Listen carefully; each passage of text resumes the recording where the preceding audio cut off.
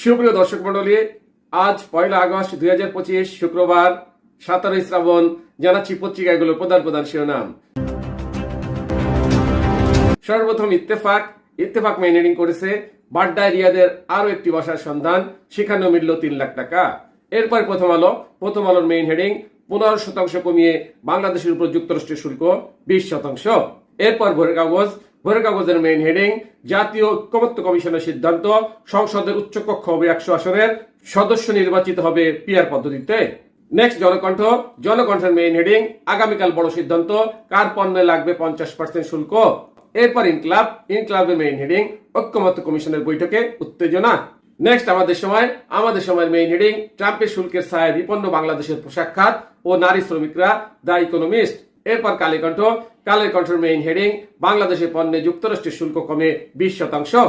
Next সমকালের main heading বাংলাদেশের উপর শুল্ক কমিয়ে 20% নির্ধারণ করল যুক্তরাষ্ট্র।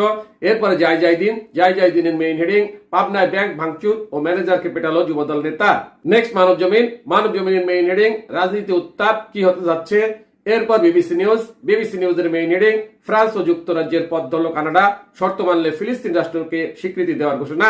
সর্বশেষে আরটিভি নিউজের মেইন হেডিং বাংলাদেশের উপর যুক্তরাষ্ট্রের শুল্ক 20%। এতক্ষণ শুনলেন পত্রিকাগুলোর প্রধান প্রধান শিরোনাম।